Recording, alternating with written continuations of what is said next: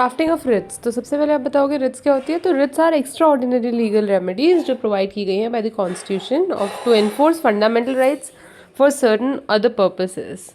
ठीक है, fundamental rights enforce करने के लिए एंड सर्टन अदर पर्पसेस के लिए रिट्स का एक राइट है जो लीगल रेमेडीज प्रोवाइड करता है under the constitution of India. They are issued by the supreme court under article 32 and high court under article 226। अब लीगल कंसेप्ट क्या है, सबसे पहला कॉन्स्टिट्यूशनल प्रोविजन। तो आर्टिकल 32 बताता है कि this is the right to move the supreme court for enforcement. आप कहाँ जा सकते हो, right to move to the supreme court for enforcement of fundamental rights. Supreme court can issue directions, orders and writs. ठीक है। Then Article 226 talks about power of high courts to issue certain writs. It has a wider scope than Article 32. It can be issued not only for fundamental rights but also for any other purposes. For example, enforcement of any other right. तो ये हो गया, this a very basic concept है। ठीक है। Types of writs, 5 type की writs होती है, habeas corpus, mandamus, certiorari, prohibition and quo warranto. ठीक है। तो सबसे पहले बताते हैं हेबियस कॉर्पस क्या होती है। तो you must have the body, यहाँ पे you must have the body वाला पर्पस क्या है इसका, सिक्योर करती है the release of a person who has been illegally detained और इम्प्रिजन्ड। हु कैन फाइल, तो डिटेन्ड पर्सन और any other person on their behalf can file the habeas corpus writ. Then against whom, any public और private authority person detaining another, public private authority. ठीक है, public या private authority भी हो सकती है या फिर कोई पर्सन डिटेनिंग अनदर पर्सन। अब मैंडेमस में क्या है, मैंडेमस में we command, purpose is that कि to command the public authority, corporation, tribunal और inferior court to perform a public और स्टेट और statutory duty which it has failed to perform. Simple चीज़ है, कोई एक ड्यूटी थी जो एक पब्लिक अथॉरिटी को, कॉर्पोरेशन को, ट्रिब्यूनल को या इंफीरियर कोर्ट को परफॉर्म करना था एंड इट फेल्ड, तो वहाँ पे उसको बोला जा सकता है कि टू परफॉर्म अ पब्लिक और statutory duty which it failed to perform. Who can file? तो a person whose legal right has been infringed due to non-performance of the duty bye the authority. तो जिस person के rights infringe हुए ना because उस authority ने अपनी duties fulfil नहीं की हैं, वो पर्सन फाइल कर सकता है ये रिट मैंडेमस की। Against whom? Not available against a private individual, the president और द गवर्नर। 3 लोगों के अगेंस्ट नहीं होती, private individual, president and governor. तो बेसिकली किसी भी पब्लिक अथॉरिटी, प्राइवेट अथॉरिटी के आगे मतलब किसी भी पब्लिक अथॉरिटी, कॉर्पोरेशन, ट्रिब्यूनल या इंफीरियर कोर्ट को अगर कुछ परफॉर्म स्टैट्यूटरी ड्यूटी परफॉर्म करने के लिए कहना है तो मैंडेमस की रिट के थ्रू होगा। ठीक है। और जिसके राइट्स इन्फ्रिंज हुए हैं वही कह सकता है, वही फाइल कर सकता है ये रिट। ठीक है। और किसके अगेंस्ट होगी, not available against private individual, president और governor. Certiorari, to be certified, purpose क्या है, क्वाश करता है ऑर्डर को और decision of the inferior court, tribunal और quasi judicial body that has acted without jurisdiction. कोई बॉडी है, ठीक है, कोई इंफीरियर कोर्ट, ट्रिब्यूनल या क्वासी जुडिशियल बॉडी है जिसका ऑर्डर क्वैश किया जाता है यहाँ पे बिकॉज उसने एक्ट किया है विदाउट जुरिस्डिक्शन या फिर in without jurisdiction, in excess of jurisdiction या और in violation to the principle of natural justice. तो ये 3। ठीक है। ना फंक्शन क्या है इसका, it is a supervisory and corrective writ. यहाँ पे गलती हो गई थी पहले कि आपने विदाउट जुरिस्डिक्शन को पावर एक्सरसाइज कर ली थी, नेक्सेस टू जुरिस्डिक्शन कर लिया था या वायलेशन कर दिया था, तो करेक्ट कर रहे हो ना आप। तो it is supervisory and corrective writ. ठीक है। फिर now prohibition, prohibition means to forward. Purpose क्या है, to prevent an inferior court और tribunal from proceeding further in a case where it has no jurisdiction. तो क्या है, एक केस कोई कोर्ट फीसी थ्रू ट्रायल कर रही है एंड विद टाइम ये रियलाइज़ होता है कि इसके पास इसका प्रोसीडिंग नहीं है, तो वहाँ पे एक प्रिवेंट किया जाता है इस रिट के थ्रू इंफीरियर कोर्ट और ट्रिब्यूनल को from proceeding further in a case जिसका उसके पास जुरिस्डिक्शन नहीं है। ठीक है।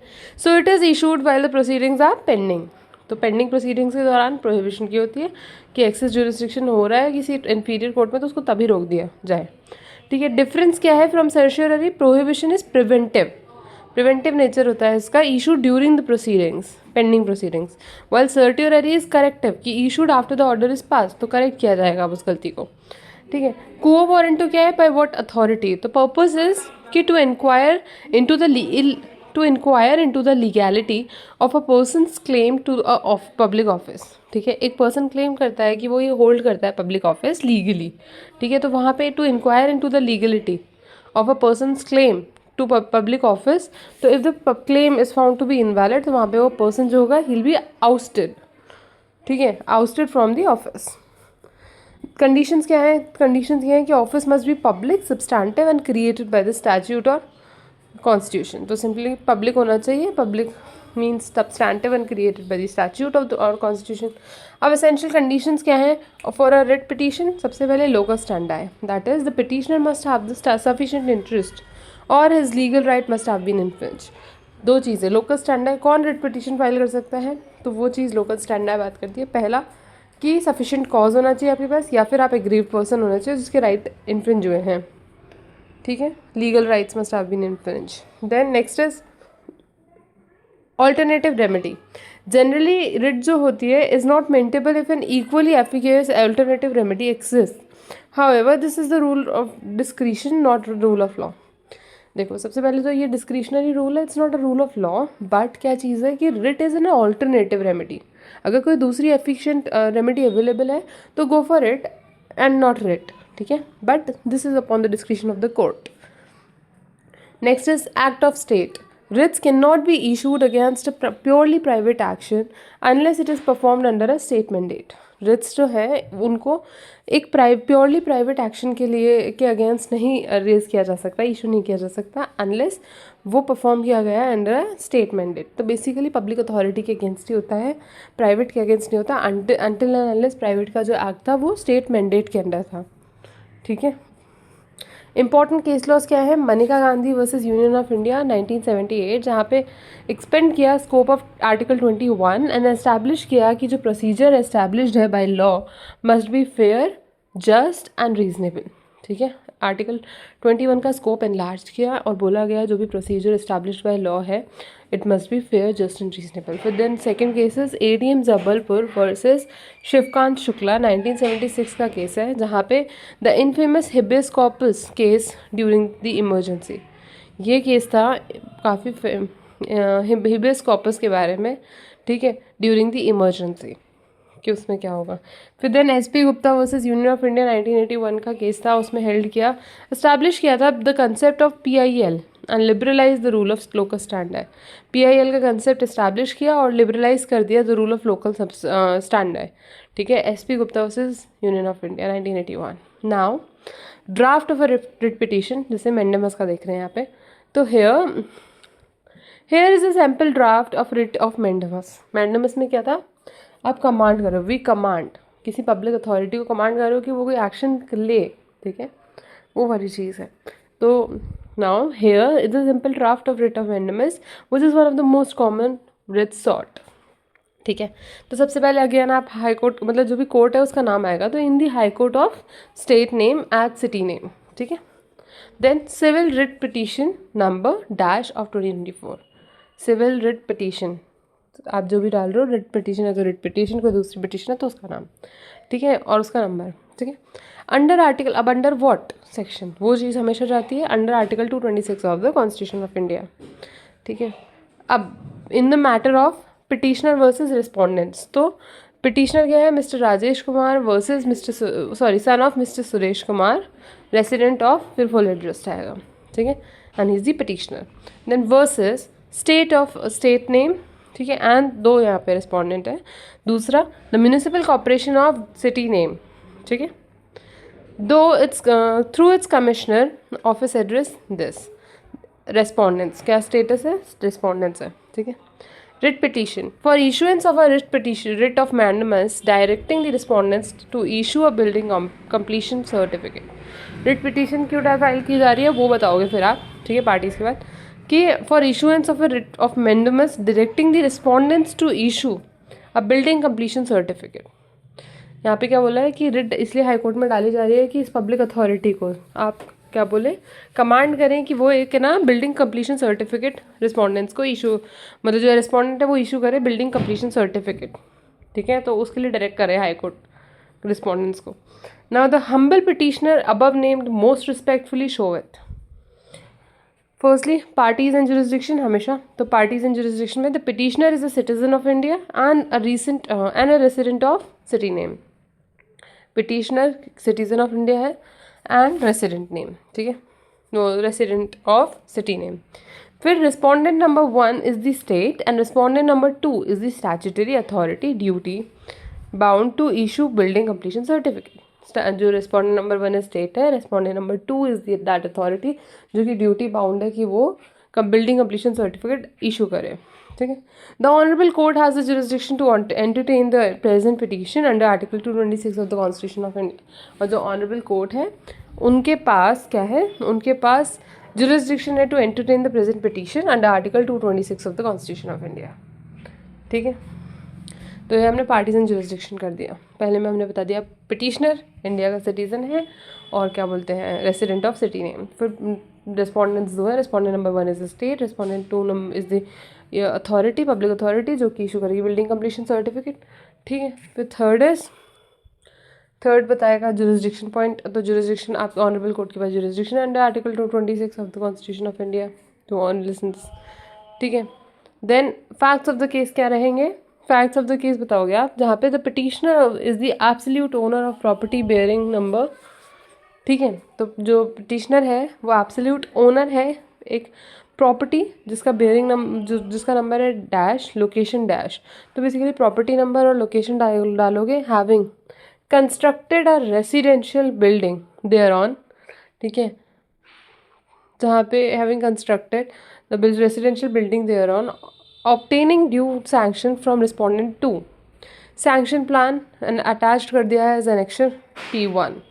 सिंपल चीज़ है कि एक बिल्डिंग बनाने के लिए क्या बोलते हैं जो प्रॉपर्टी नंबर ये है और लोकेशन ये है जहाँ पे कंस्ट्रक्ट कर रहे हैं ये, ठीक है, पिटिशनर्स एक बिल्डिंग, ठीक है। और उसके लिए उन्होंने ड्यू सैंक्शन भी ले लिया है रिस्पॉन्डेंट नंबर 2 से, सैंक्शन अटैच कर दिया है, सैंक्शन का प्लान जो भी है अटैच्ड है एज एनेक्शन 1 पार्ट 1, ठीक है।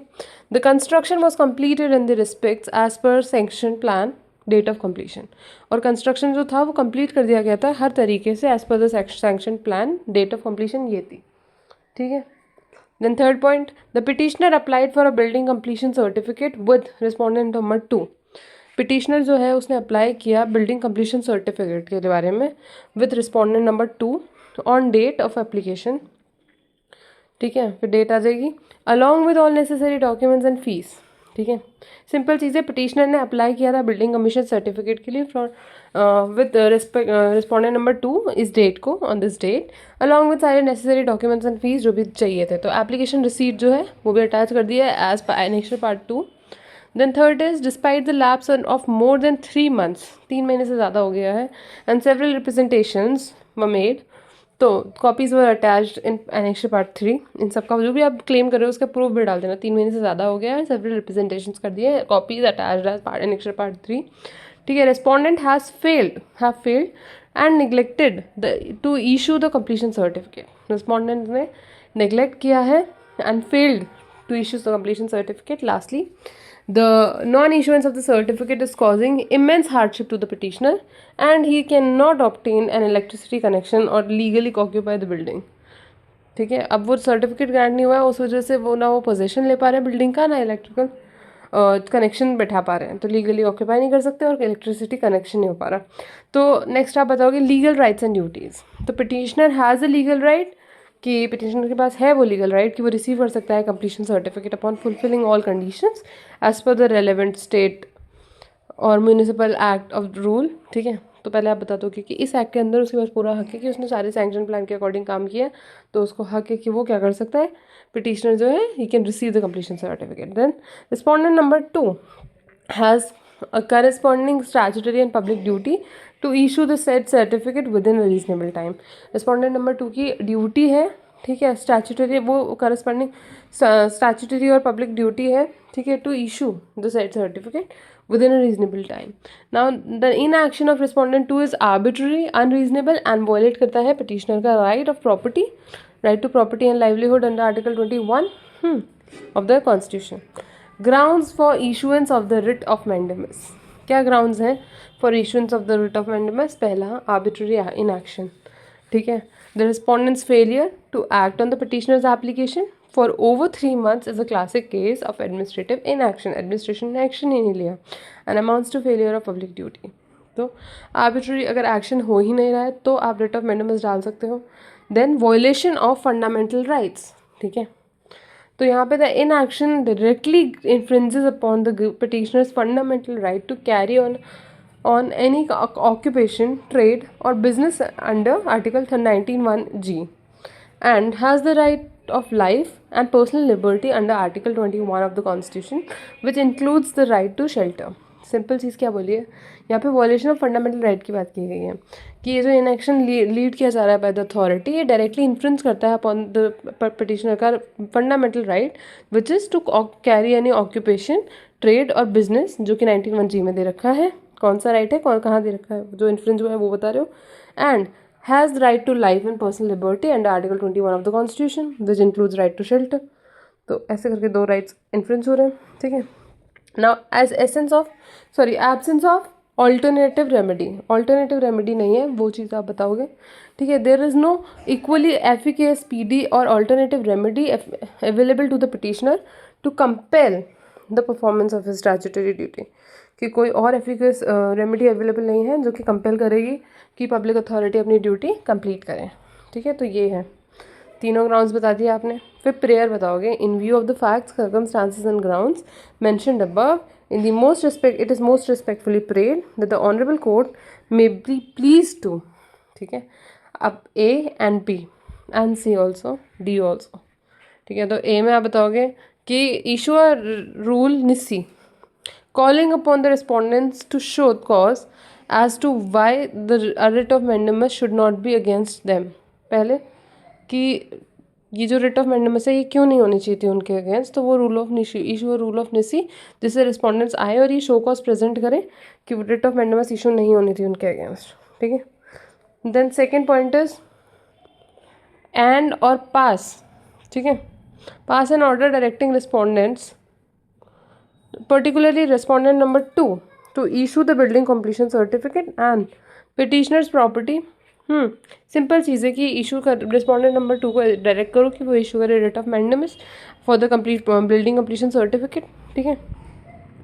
ठीक है. At property address within stipulated time frame as fixed by this honourable court. ठीक है. और जो भी टाइम आप दोगे उस दौरान वो हमारा बिल्डिंग कंप्लीशन सर्टिफिकेट दे दे हमें, ऐसा रिट मैंडेमस का रिट पास करो. ठीक है. ये चीज़ सेकंड में हो गई. Third is part and pass in interim order directing the respondent not to take any coercive action against the petitioner's property during the pendency of this petition. और एक है ना ऑर्डर ग्रांट कर दो इंटरिम ऑर्डर कि respondents जो हैं वो कोई फोर्सफुल एक्शन नहीं ले सकते, कोर्सिव एक्शन नहीं ले सकते अगेंस्ट पिटिशनर की property during the pendency of the petition. ठीक है. कि वो लोग इस दौरान जब तक ये पिटिशन पेंडिंग है तब तक कोई कोर्सिव ऑर्डर नहीं ले सकते. ठीक है. देन लास्ट में D, pass any such other and further orders as this honorable court may deem fit in the interest of justice. ठीक है. अब इसमें प्लेस में आएगा सिटी का नाम, डेट ऑफ फाइलिंग, फिर क्या बोलते हैं पिटिशनर उसका नाम, फिर किसके थ्रू रिट पिटिशन गई होगी तो थ्रू एडवोकेट का नाम, एनरोलमेंट नंबर, मोबाइल नंबर. ठीक है. एफिडेविट. अब एफिडेविट में आएगा I mister Rajesh Kumar, the petitioner herein do hereby solemnly affirm and declare an oath as under. ठीक है. अब यहाँ पे आप वेरीफाई एन ओथ कर रहे हो. ठीक है. अफर्म कर रहे हो एन ओथ कर रहे हो कि that the contents of my above writ petition are derived from the official records and are true and correct to my knowledge. The copies of the documents filed herein are true copies of their original. ठीक है. And no part of the petition is false and nothing material has been concealed therefrom. ठीक है. ये हो गया. जो भी documents attach किए और जो भी कहा है ऊपर रिट पिटिशन में वो सच है, फर्स्ट पॉइंट. एंड सेकेंडली कुछ भी जो भी अटैच किया है वो सब ओरिजिनल का ही कॉपी है और कोई मटेरियल चीज़ क्या बोलते हैं, no part of the petition is false and nothing material is concealed. ठीक है. फिर deponent Rajesh Kumar, verification verified at city name and the date. ठीक है. On the date that the contents of my above affidavit are true and correct. Deponent Rajesh Kumar. ठीक है. अब summary क्या होगी, सबसे पहले आप बता दोगे कि 5 तरीके की रिट्स होती है. पहले रिट्स होती है 226 और 32 में जाती हैं, 5 तरीके की रिट्स होती हैं. देन ड्राफ्ट का बताओगे आप पूरा. ठीक है.